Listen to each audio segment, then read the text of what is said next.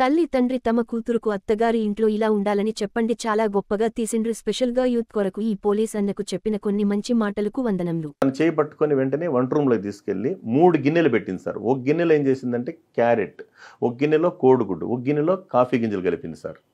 Coffee గింజలు కలిపిన తర్వాత హాఫ్ అన్ అవర్కి ఏమైంది సార్, కోడిగుడ్డు ఏమైంది, మెత్తగా ఉండేది గట్టిపడింది, క్యారెట్ గట్టిగా ఉండేది మెత్తబడింది, కాఫీ గింజలు రంగును మార్చేసే స్వభావంతో కలిసిపోయినాయి. గింజల్లో సార్ నీళ్ళలో కలిసిపోయి హ్యాపీ కాఫీ అయిపోయింది. కాఫీ గింజలు కాఫీ నీళ్ళలో కలిసిపోయి టేస్ట్ వచ్చేసింది. చూడమ్మా, మీ అత్తగారింట్లో గట్టిగా ఉంటే మెత్తగా ఉండు, మెత్తగా ఉంటే గట్టిగా ఉండు. కాఫీ గింజలు అంటే మీ కాఫీలో ఉన్నట్టు గింజల్లాగా ఆ నీళ్ళలో కలిసి ఎలా టేస్ట్ ఇస్తుందో అందరిలో కలిసిపోయి సంతోషంగా బతుకమ్మ అని చెప్పిందండి సార్ ఆ మహాతల్లి.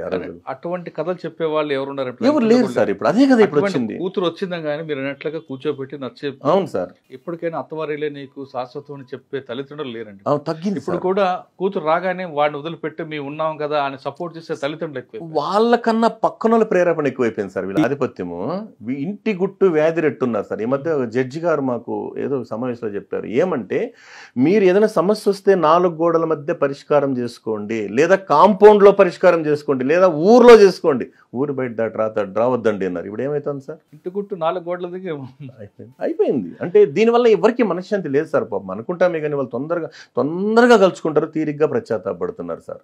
కరెక్ట్. ఇది అంటే దానివల్ల ఏమైందంటే సార్ చెప్పాను కదా sir, morning darling evening divorce. అంటే దీనికి ఏం చేయాలంటే సార్ వాళ్ళు ఆలోచించుకోగలగాల.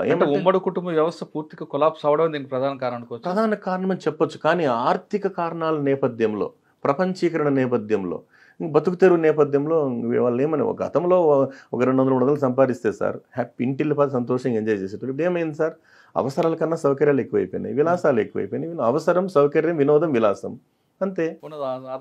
దాంతో ఆదాయం తక్కువైన ఏమైందంటే టోటల్గా దాని మీద అంటే హద్దు మీరినటువంటి కోరికలు ఉంటాయి కదా సార్, అంటే స్థాయికి మించి వాటి వల్లనే అనేక రకాల ఇబ్బందులు వస్తాయి సార్.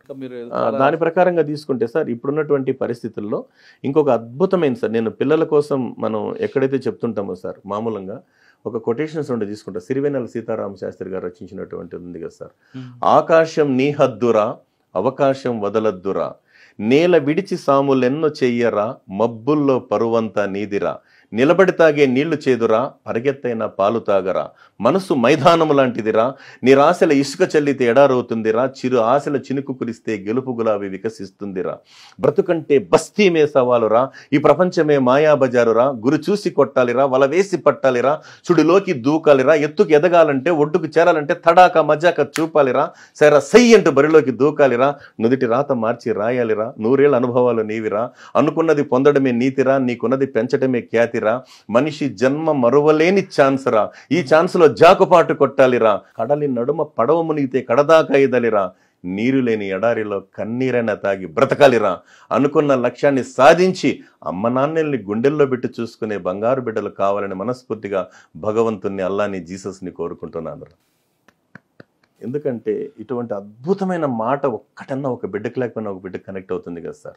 అదే క్రమంలో చెప్తూ యూత్ని ఫస్ట్ ఎంటర్టైన్ చేయడంలో ఆ మహానుభావుడు సిరివెన్నెల రాసినటువంటి ఒక పాటను నేను మాట రూపంలో చెప్తాను. ఫ్రీగా వచ్చే దేన్నైనా చీపో అంటామని, రిస్క్ తీసుకుని ఏదైనా సాధించే వాళ్ళమని, పరిష్కారమే లేని ప్రాబ్లం ఎక్కడ ఉండదని, ప్రతిభను మించిన పదునాయుధం లేనే లేదని, సాగుతున్న రహదారుల్లో మొహమాటం కూడదని, గోచీబెట్టి కాకాబట్టే వ్యవహారం నచ్చదని, ఎంచుకున్న టార్గెట్ తాటే తప్పని, ఆత్మశక్తిపై డౌటే రావద్దని, పడినా లేచి తీరం చేరే కెరటం గొప్పదని, ముందుకు తప్ప వెనకకు మరలని నది మా నేస్తమని, ప్రతి ఓటమిలోనూ గెలుపును చెప్పే పాఠం ఉన్నదని, కాలం కన్నా వేగంగా ఉరికి ఉరికి శిఖరాలెన్నో అధిరోహించే కుర్రతరానికి స్వాగతం, కొత్త స్వరానికి స్వాగతం, రాబోయే రోజుల్లో కాబోయే కాలానికి ఎలాంటి కష్టాన్నైనా తట్టుకొని ఆత్మవిశ్వాసంతో అడుగు ముందుకు వేసే యువతి యువకులందరికీ కూడా పేరు పేరున స్వాగతం, సుస్వాగతం.